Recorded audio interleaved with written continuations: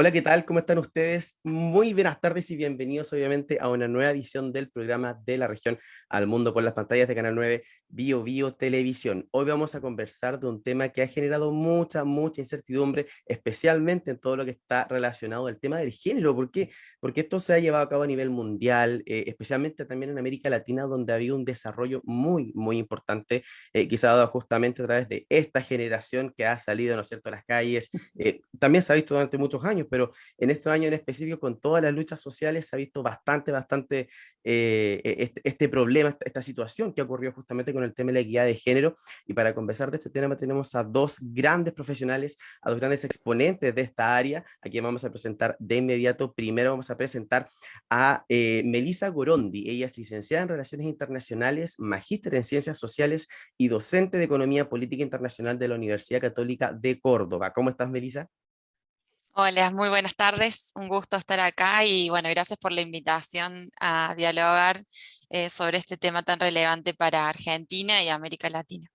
Muchas gracias a ti por aceptar la invitación y también vamos a presentar a Teresa Valdés. Ella es socióloga, doctora en Ciencias Sociales por la Universidad de Buenos Aires y además especialista en estudios de género. ¿Cómo estás, Teresa? Hola, hola, muchísimo gusto de estar acá, compartir con Melissa y contigo para este tema. Oye, de verdad para mí es un lujo estar con ustedes dos hoy conversando de este tema, y vamos a meternos de lleno porque es justamente un tema que generó mucha importancia, y también dudas respecto a esta misma situación porque si bien son justamente las mujeres quienes han sacado este tema a la palestra, también hay hombres que de repente se cuestionan qué significa esto, por qué ahora, por qué no antes, obviamente desconociendo todo lo que ha sido la historia de la lucha por la equidad de género a nivel mundial.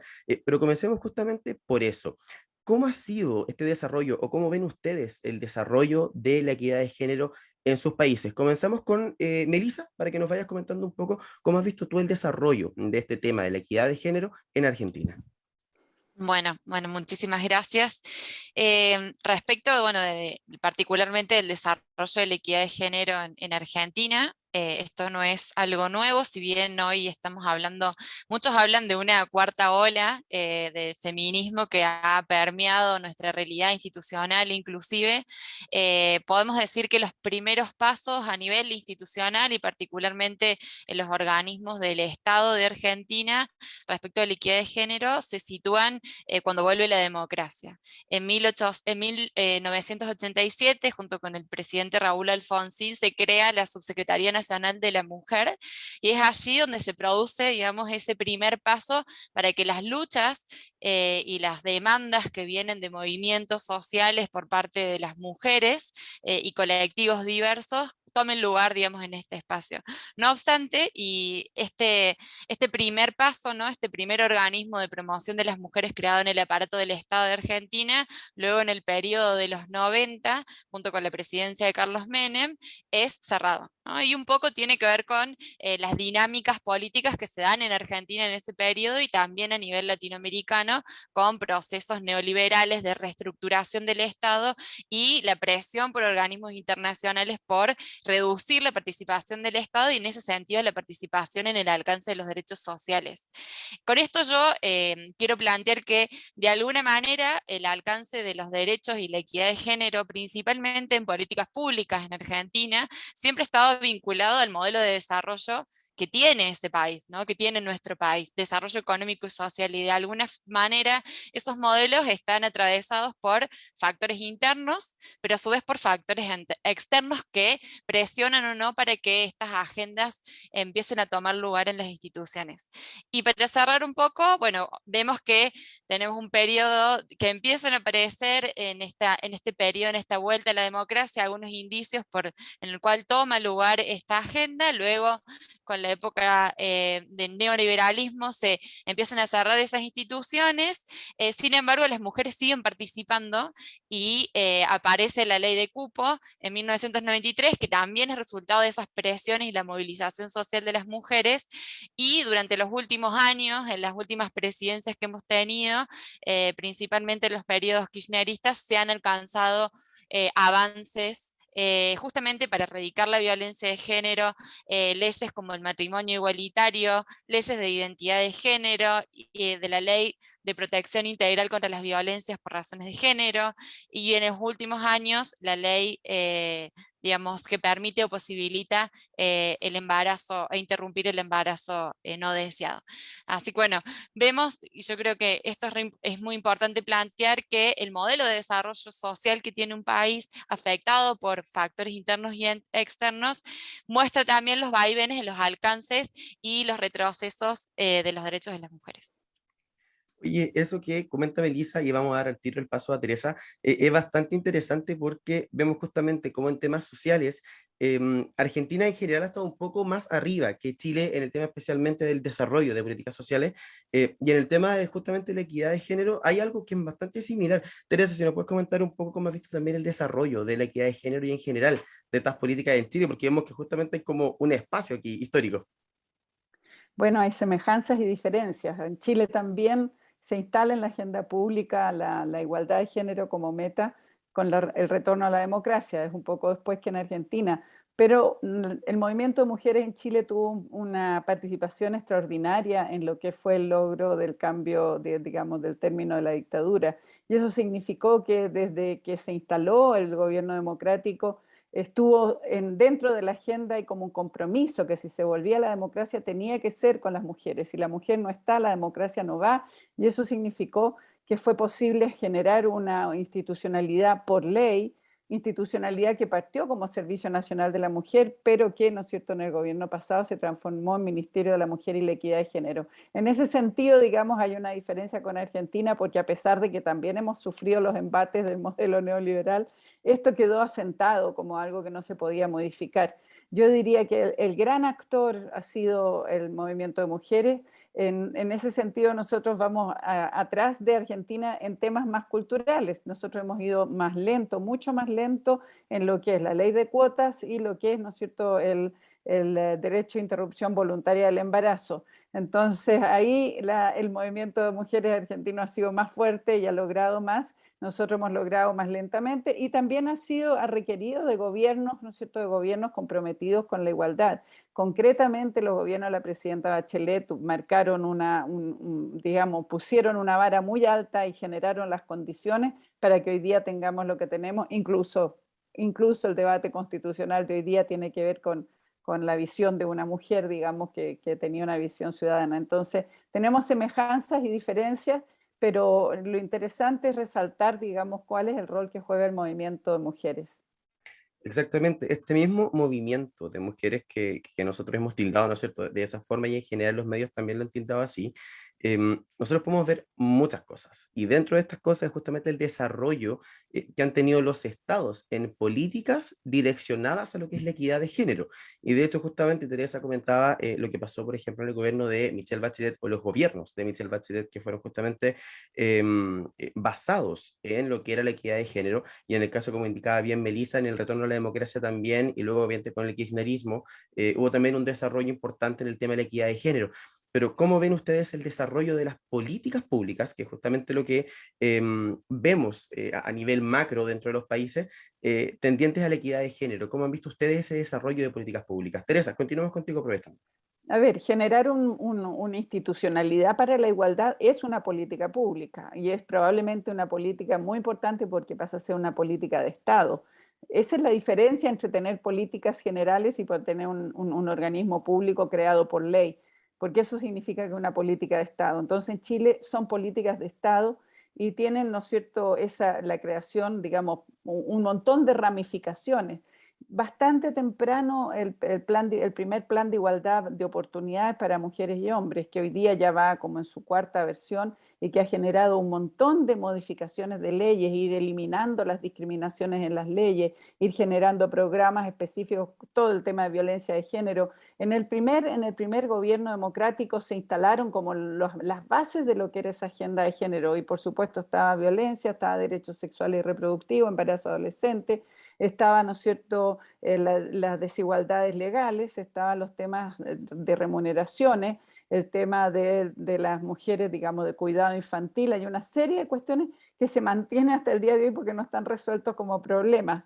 Entonces es interesante ver, digamos, cómo tenemos políticas que se van transformando en políticas de Estado a través de la legislación. En eso, digamos, eso se ramifica también hacia las regiones, también hacia, ¿no es cierto?, que cuando tenemos un ministerio tenemos secretarías regionales ministeriales, tenemos un montón de cosas, estamos pensando, ¿no es cierto?, en las regiones, en la descentralización. Es posible, ¿no es cierto?, avanzar en igualdad de género también desde los gobiernos regionales y desde los gobiernos municipales, locales.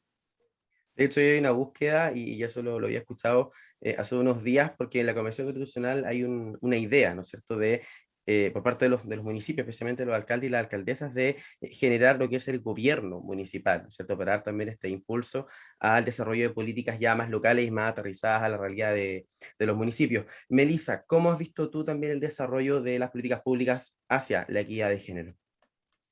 Bueno, coincidiendo un poco con lo que se venía planteando, el Estado argentino también ha aportado a marcos institucionales que han permitido que la equidad de género permee las políticas públicas. Como les decía recién, bueno, muchas de las luchas, de las demandas sociales, porque coincido con lo planteado de que los logros en términos institucionales, en términos de políticas públicas, provienen de las demandas de la participación de las mujeres desde las bases, y que ello permea luego los espacios políticos. Esa experiencia de la formación de la política pública desde abajo hacia arriba.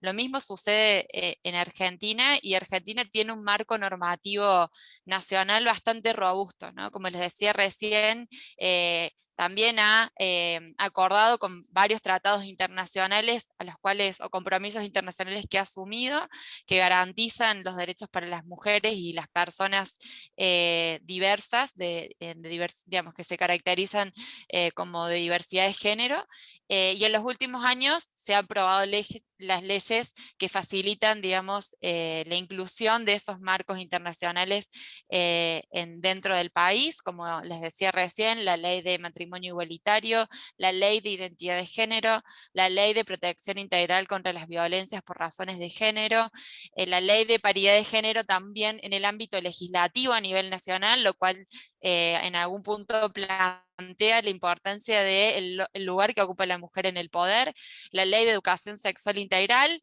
y la ley nacional de salud sexual y reproductiva. En ese sentido, abarcando todos los desafíos y las desigualdades que atraviesan a las mujeres, no solo en materia de participación política, sino en lo que respecta a la salud, a la educación. Y un dato que no es menor, en 2019, en esto que recién les planteábamos, de que es importante pensar cómo la institucionalidad es un reflejo de una política de Estado, coincidiendo con lo que se planteaba. En 2019 en Argentina se crea el Ministerio de las Mujeres, Géneros y Diversidades, lo cual genera un cambio significativo, ¿no?, a nivel de la institucionalidad de género en Argentina. Y a su vez, no solo hay un ministerio que trabaja en pos de la igualdad de género, sino que las acciones se transversalizan a las otras áreas institucionales. Por ejemplo, dentro del Ministerio de Economía hay una Dirección Nacional de Economía y Género encargada de producir o llevar a cabo y liderar el primer presupuesto con perspectiva de género a nivel nacional. Y eso creo que no es menor, porque es pensar la política y toda la planificación de la política pública con perspectiva de género y cómo ello impacta también en los diferentes ministerios, ¿no? Hablamos de industria, hablamos de ambiente y, ¿por qué no? Y es sumamente importante incluir en estas otras dimensiones que muchas veces podemos pensar que están por fuera de género, pero si empezamos a mirar las estadísticas, hay muchas desigualdades que tienen perspectiva de género, inclusive en las agendas que pensamos más alejadas. Y también coincidentemente, por ejemplo, en este caso, hablando de la política, que es la macropolítica, que es la definición del presupuesto provincial, del presupuesto nacional y hacia dónde van los gastos, eso se ha transversalizado a nivel local, ¿no?, de las provincias. Yo particularmente me encuentro en la provincia de Córdoba, que también en diálogo con estas experiencias que se dan a nivel nacional, desarrolló su primer presupuesto con perspectiva de género, ¿no? Entonces, un poco esa réplica, esos diálogos y esa transversalización de género, no solo a nivel nacional, sino a niveles locales, se observa en Argentina también. Acá en Chile es Bastante interesante porque interesante, sí.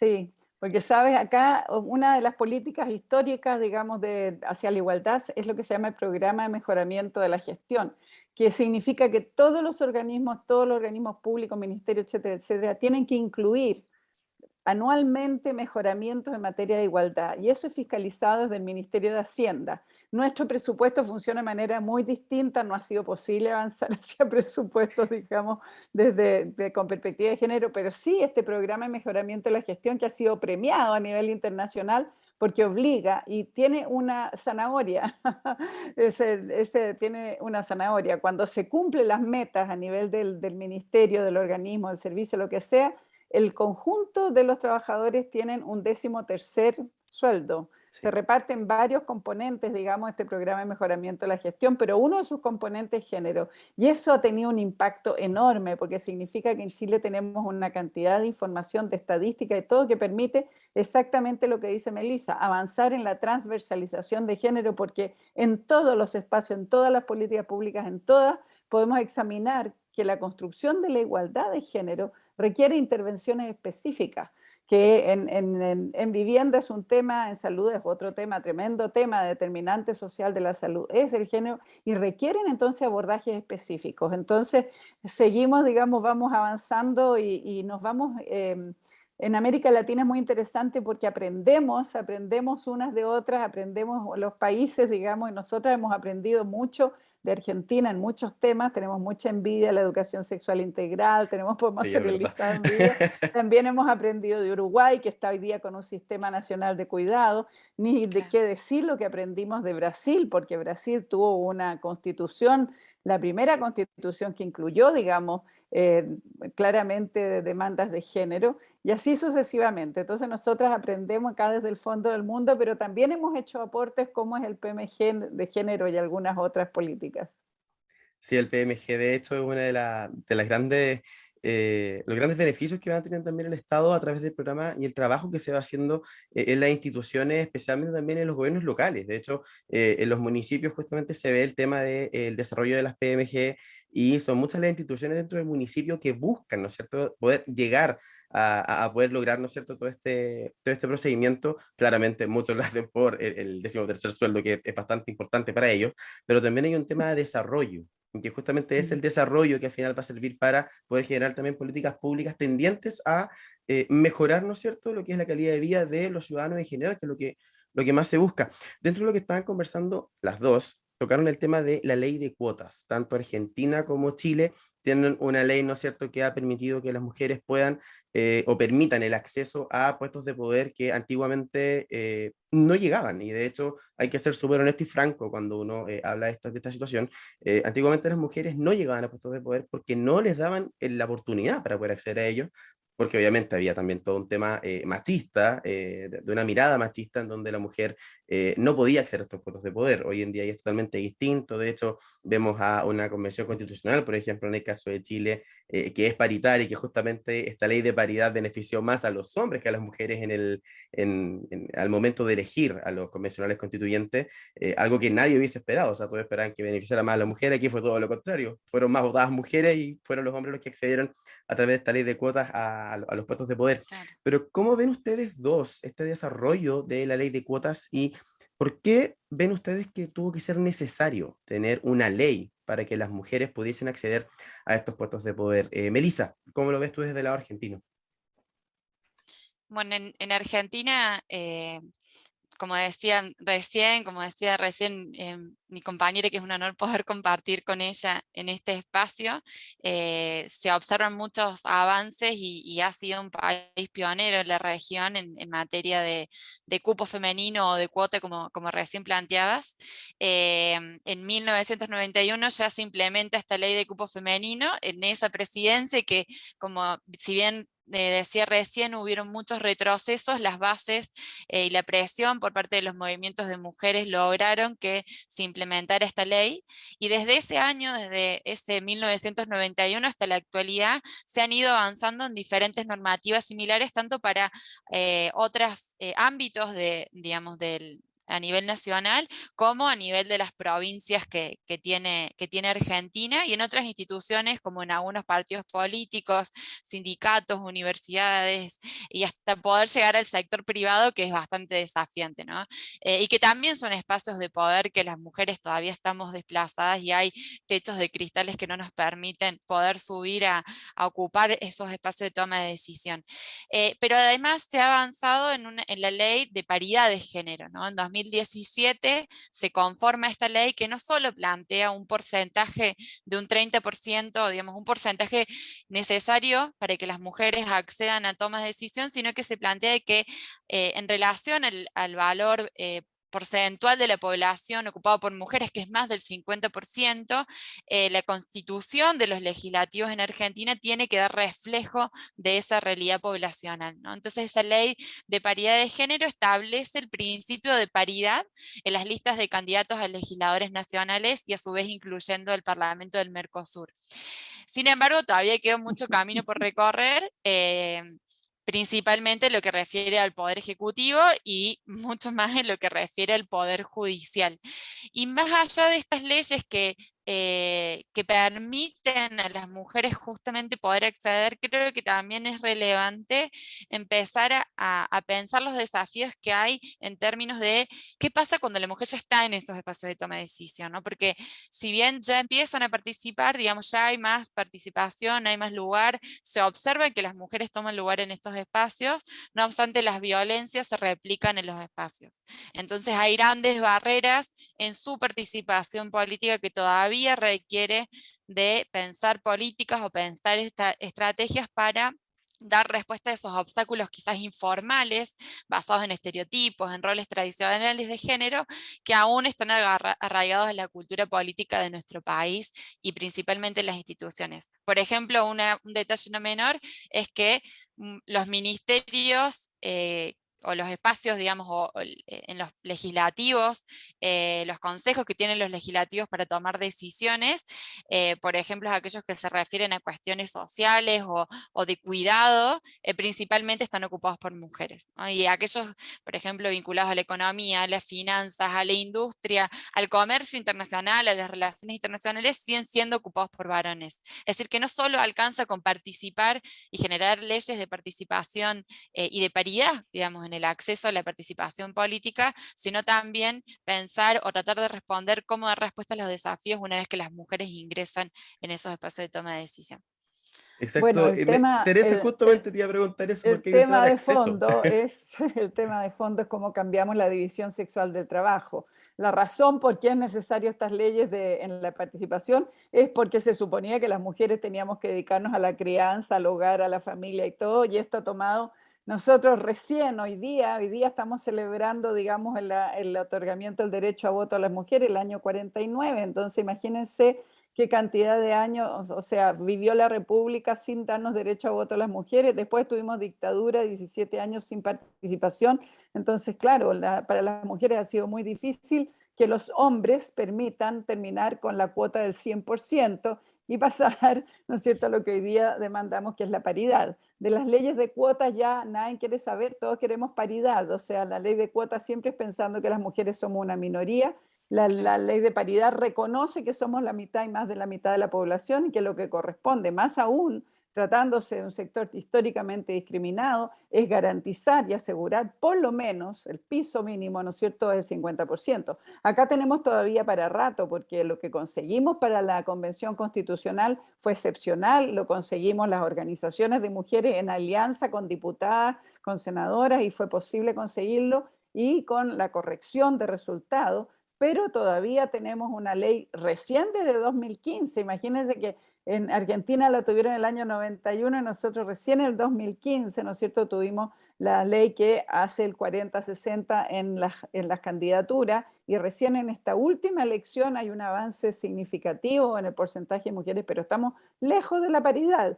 Entonces las razones son esas, son netamente porque la distribución del poder, el poder ha sido, ¿no es cierto?, asignado históricamente a los hombres, el espacio público, la historia, todo, ¿no es cierto? Y las mujeres hemos luchado y vamos a seguir luchando, y vamos a garantizar, ¿no es cierto?, que lleguemos en igualdad de condiciones. Lo que dice Melissa es fundamental porque también esos roles y estereotipos de género están ligados a lo que se supone que hacemos las mujeres y lo que se supone que hacen los hombres, la división sexual del trabajo, pero bueno, las leyes de igualdad tienen que llevarnos también a esas transformaciones porque si no, no va a cambiar esto. O sea, las mujeres dedicadas a los temas sociales y al cuidado, punto y nada más, y los hombres dedicados a lo que tiene que ver con la economía, etcétera, no ha cambiado nada. Entonces, por eso la nueva Constitución nosotros esperamos que incluya, ¿no es cierto?, en los principios, desde los principios, la paridad y también la obligación, el derecho y la responsabilidad del cuidado como una responsabilidad social de hombres y mujeres, de la comunidad, de manera de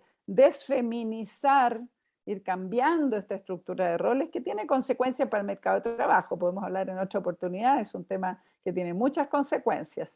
Sí, Y totalmente. yo quisiera, Ricardo, agregar algo Adelante. más, no dejando de lado la importancia, bueno, yo soy licenciada en Relaciones Internacionales, como planteaste, y esto que nombraba Teresa recién, de que estamos, principalmente cuando llegamos a las políticas, las mujeres siguen estando designadas en esos roles digamos, que se nos han asignado, que tienen que ver con estas cuestiones de cuidado y con los trabajos que realizamos de manera no remunerada en nuestros hogares, y hay otras áreas que están destinadas a los varones en esos espacios políticos.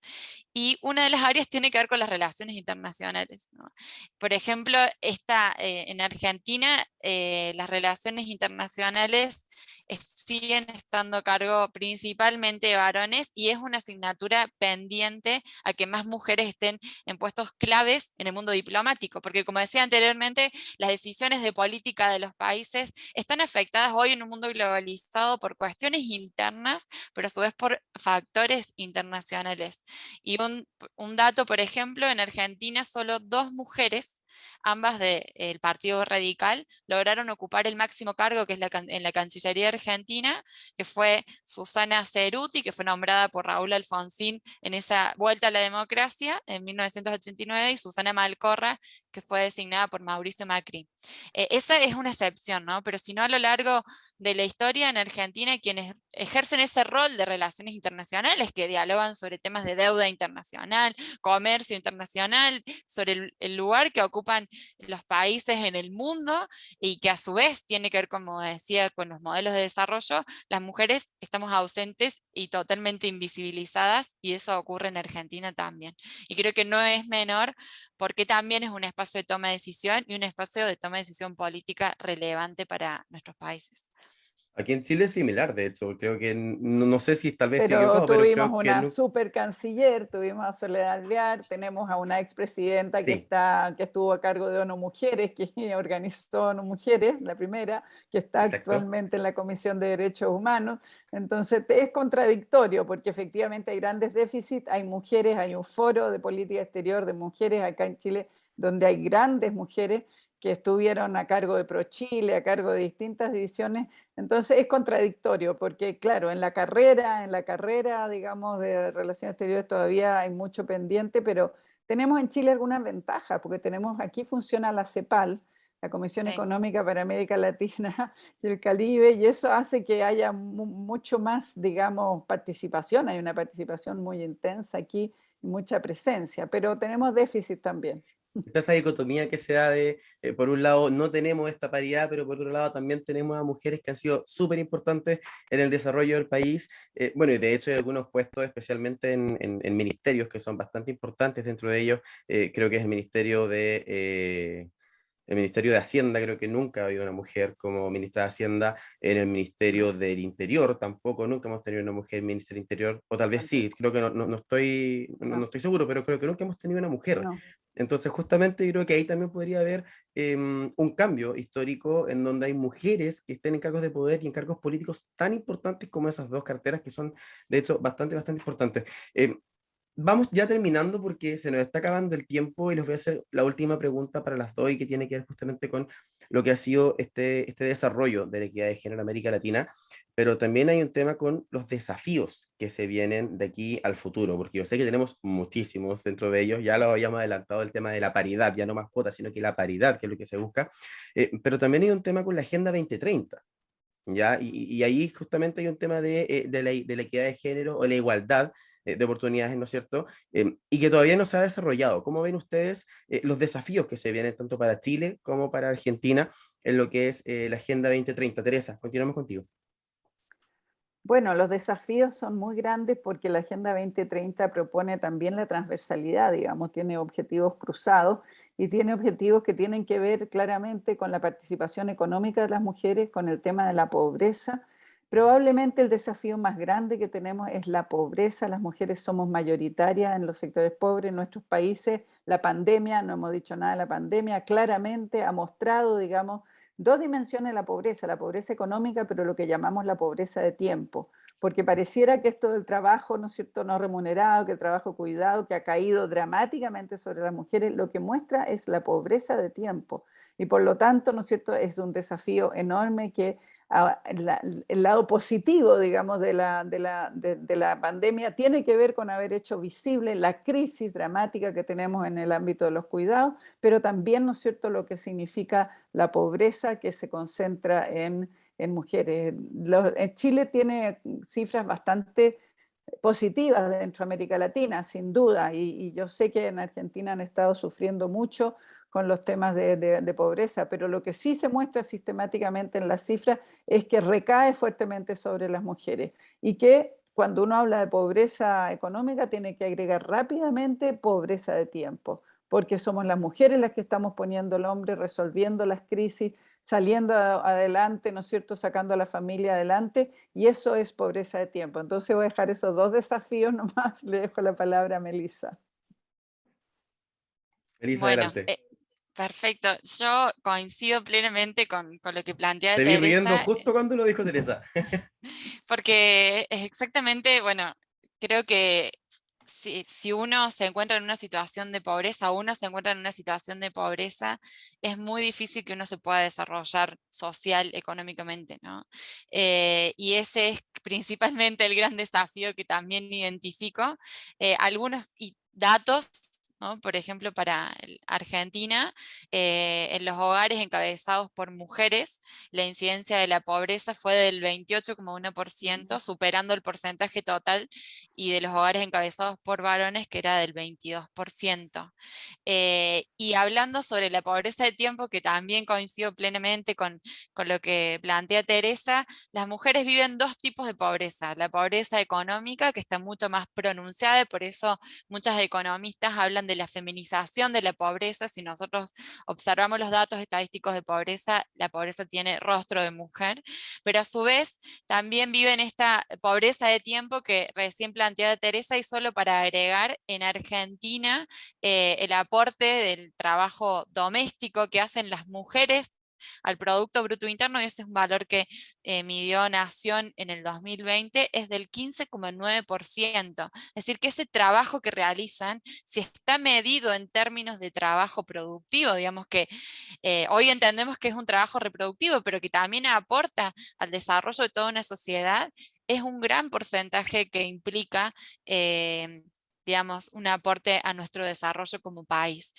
¿Y quiénes son las que realizan ese trabajo? Principalmente las mujeres. Hoy en Argentina dedican más de 6 horas diarias, mientras que los varones dedican 3 horas diarias al trabajo doméstico y los cuidados no remunerados. Entonces, creo que, bueno, coincidentemente con lo que plantea Teresa, creo que la pobreza y la desigualdad en nuestros países tienen rostro de mujer, y no tiene solo una caracterización, sino que tenemos que entenderla en términos multidimensionales.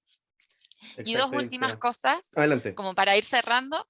Creo que la Agenda 2030 tiene el desafío, no solo en la región o en nuestros países, sino a nivel global, de dos ausencias principales: la comunidad LGBTIQ+, y las mujeres adultas mujeres, las adultas mayores. No están en la agenda, no aparecen nombradas.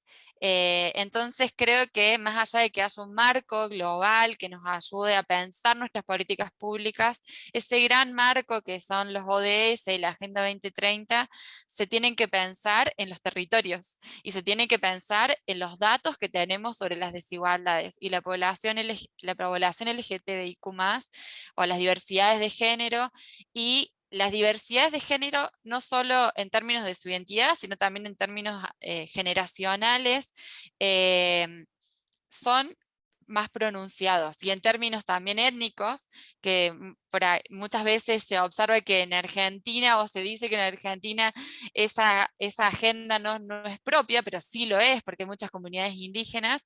Ahí vemos que la pobreza está mucho más pronunciada, es decir, tener una perspectiva interseccional es un desafío para el trabajo en pos de la igualdad de género para la Agenda 2030, que a veces no parece tan presente en estos aspectos.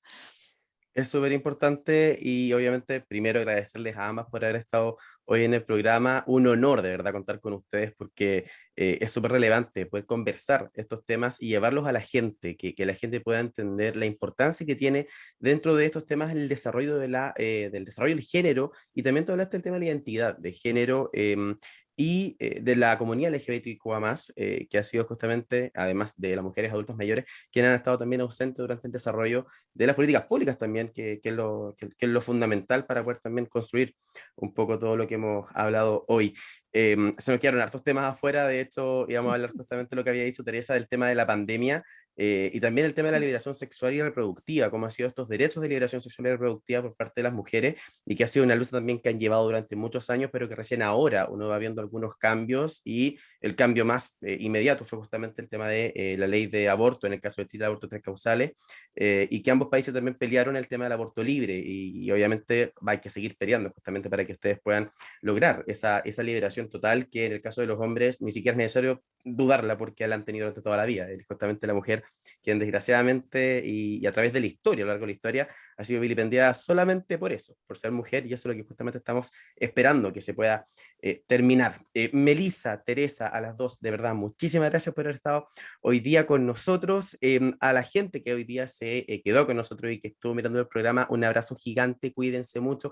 Recuerden que vamos a seguir con programas durante todas las semanas, así que quédense obviamente en sintonía de Canal 9 Bio Bio Televisión, porque la próxima semana tendremos otro tema y otros invitados para conversar de esto y mucho más. Así que cuídense mucho y nos encontramos la próxima semana. Chao.